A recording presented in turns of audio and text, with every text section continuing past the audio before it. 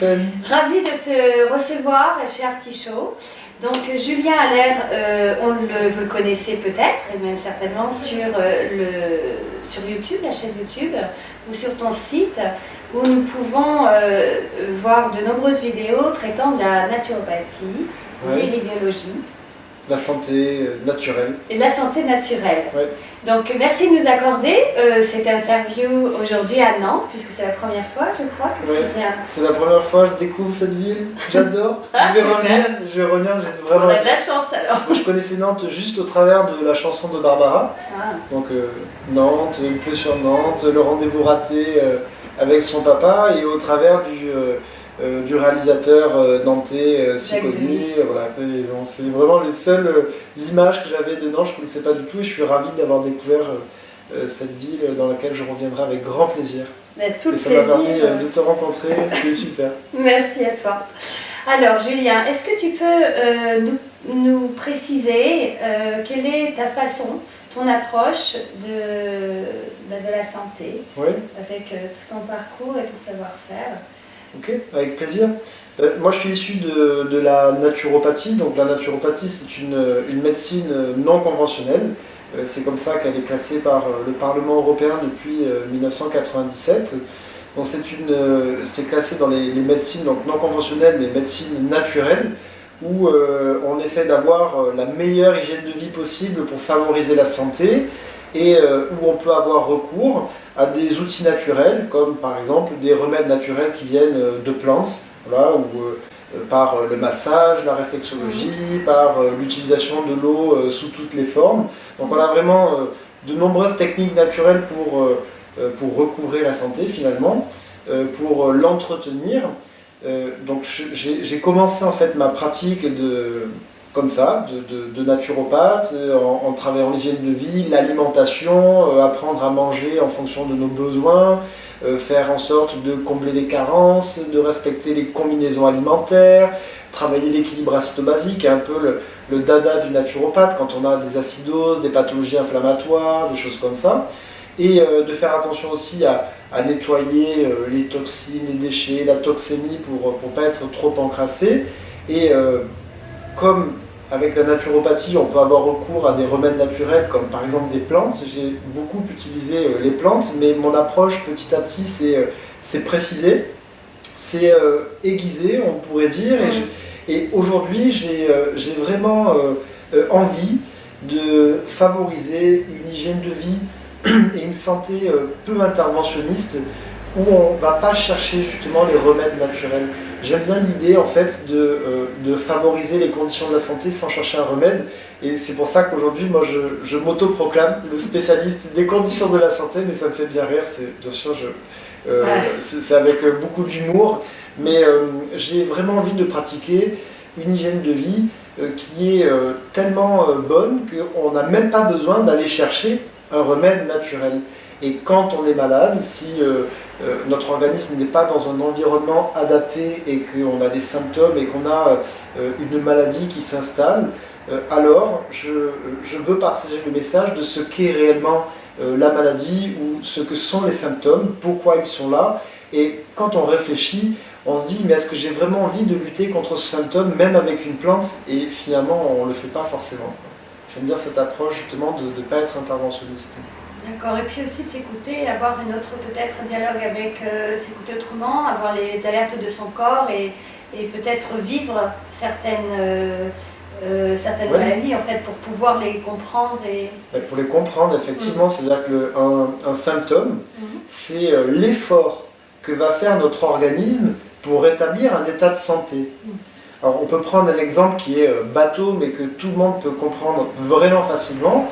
Si on se met à vomir par exemple, c'est bien qu'il y a un poison dans notre estomac, donc le corps nous fabrique un symptôme qui va être un vomissement, mais c'est bien pour nous réparer, parce que si on se met à digérer le poison, qu'il aille dans le tube digestif, par ailleurs on pourrait encrasser tout notre organisme. N'importe quel symptôme est le reflet d'un corps qui fait un effort pour évacuer un poison.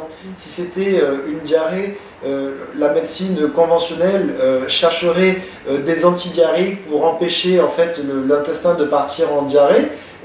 Ok, d'accord, c'est dérangeant d'avoir des diarrhées, Mais une diarrhée, c'est un intestin qui évacue toute l'eau pour faire une espèce de grosse vague là, avec l'eau pour évacuer, je sais pas, potentiellement une bactérie dans notre intestin qui pourrait se développer. Et la diarrhée, justement, avec cette eau, permettrait d'évacuer la bactérie. Donc si nous, on prend un antidiarrhéique, on empêche notre corps de nous réparer, et donc on n'est pas dans un fonctionnement qui est intéressant. Mais c'est pareil pour tous les symptômes, pour toutes les pathologies, y compris pour une tendinite, où ça va être des cristaux qui se localisent sur un tendon, mais si les cristaux se localisent sur un tendon, c'est parce qu'il vaut mieux qu'ils soient sur un tendon à nous faire une tendinite que d'encrasser le sang et la lymphe qui pourraient plus circuler et où on s'étoufferait tellement qu'on ne pourrait même plus assimiler l'oxygène.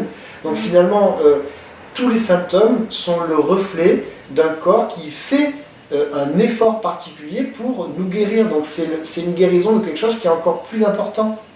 Et dans notre approche de la médecine verte, qui est la naturopathie aujourd'hui, on va avoir recours parfois à des remèdes naturels qui sont par exemple les plantes, mais dans l'approche que j'ai envie de favoriser tant que possible, c'est l'approche du jeûne et du repos, qui sont les seuls outils non interventionnistes pour favoriser un retour à la santé quand on est malade. Parce que quand on est malade, donc on dépense de l'énergie vitale avec notre symptôme. Si on comprend ce message d'alerte, comme le voyant rouge là, de la voiture qui nous dit attention, il n'y a plus d'essence, et que notre démarche du coup c'est de dire ok, là j'ai un peu d'énergie pour faire un symptôme, ben, cette énergie je vais la laisser pour la guérison du symptôme et je vais économiser mon énergie en m'allongeant, en faisant la sieste, en dormant mieux, en me mettant dans le silence pour pas qu'il y ait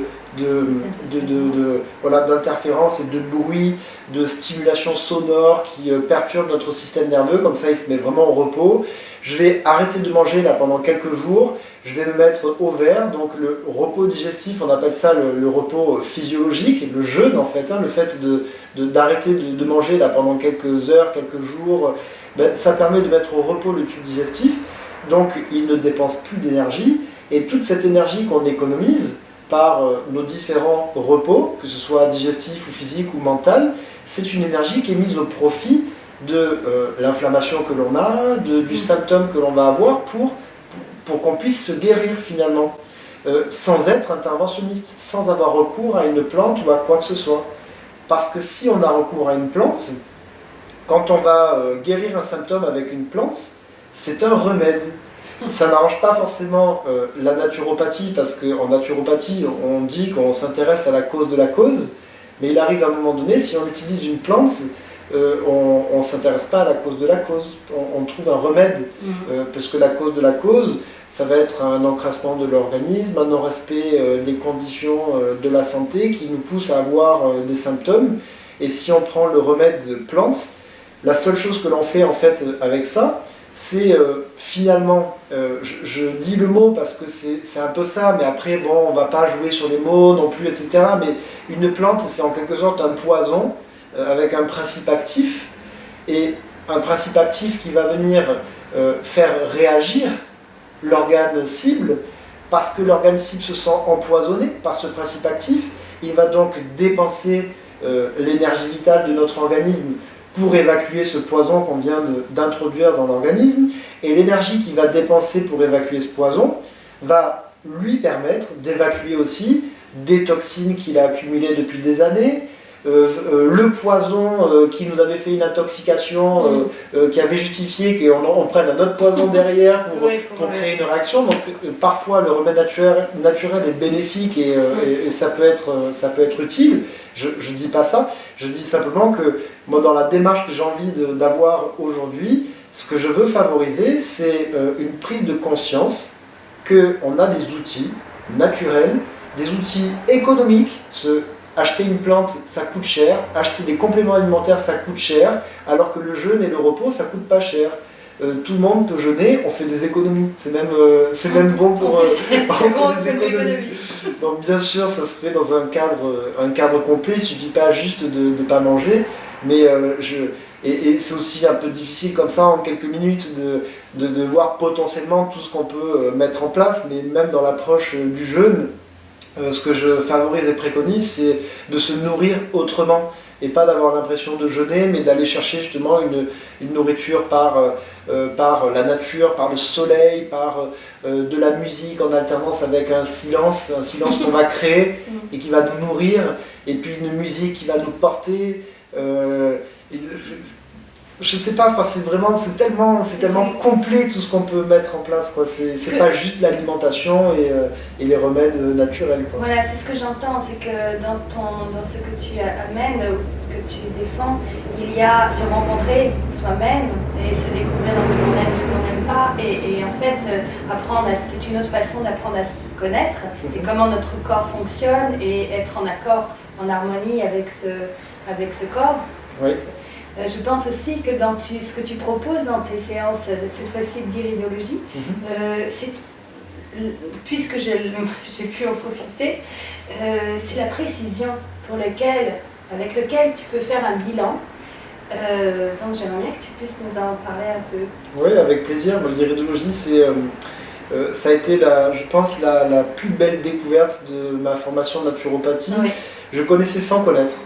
Je savais que j'allais étudier l'iridologie, j'étais assez impatient de l'étudier, de la pratiquer, mais ça a été vraiment au-delà de mes espérances parce que je me suis vraiment spécialisé dans cette branche-là en étudiant les différentes écoles qui nous sont offertes aujourd'hui, en faisant un travail de synthèse de tout ce qui a été fait pour mettre en relation. J'ai pas mal voyagé pour ça aussi, donc c'est vraiment passionnant, et il a toujours été dit que l'œil était le miroir de l'âme.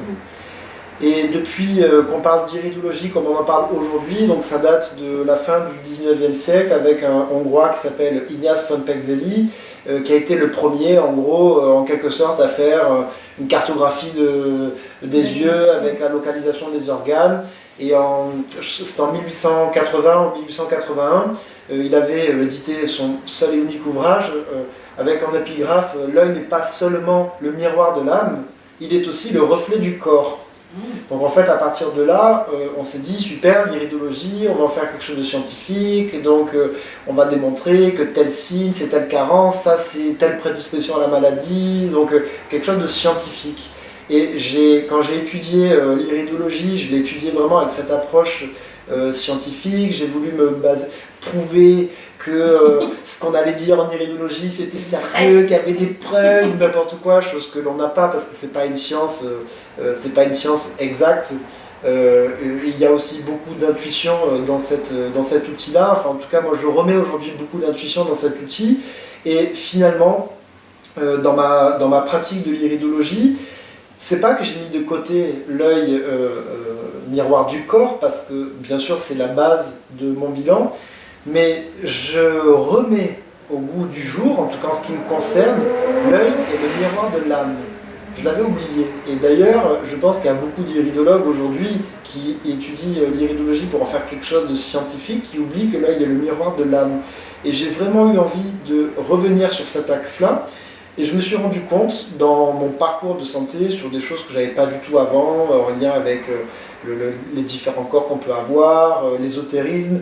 Je pensais que l'ésotérisme c'était quelque chose de rebouteux, un truc un peu bizarre, fallait pas trop faire confiance, c'était pas des charlatans, etc. Parce que bien sûr je ne vais pas imaginer des choses comme ça, mais c'était pas très clair, c'était pas assez exact, c'était trop loin de l'éducation que j'avais eue, donc ça me faisait aussi un peu peur. Je me disais mais qu'est-ce que c'est tout ça? Mais j'ai réalisé que finalement c'était juste de prendre conscience qu'on n'a pas qu'un corps physique.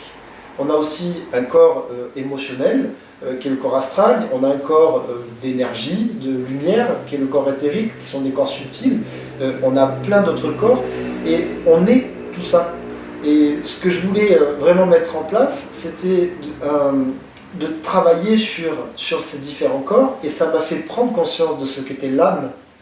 Et en fait, en analysant les iris, les yeux des individus, je me suis rendu compte que parfois, il y avait des choses qui ne sont pas écrites dans l'œil, comme par exemple, telle couleur, ça veut dire ceci ou cela. Non, mais ça relevait de l'instinct, et tout d'un coup, je ne sais pas pourquoi, j'ai envie de parler d'une chose qui relève presque de l'intuition finalement.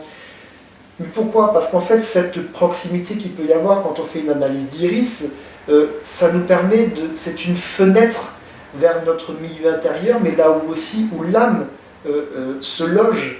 Et donc on a une fenêtre sur notre âme, et ça nous permet du coup de savoir ce qu'on a besoin de travailler, de connaître nos états d'âme. Il y a des iridologues français d'ailleurs qui ont développé tout un chapitre sur la pupille et les états d'âme, et c'est un iridologue français, donc je suis ravi de pouvoir travailler avec cet outil-là aussi, parce que dans l'iridologie, les Français n'ont pas été vraiment portés par rapport aux Américains ou aux Allemands ou aux Anglais par la suite, qui aujourd'hui font un travail juste hallucinant.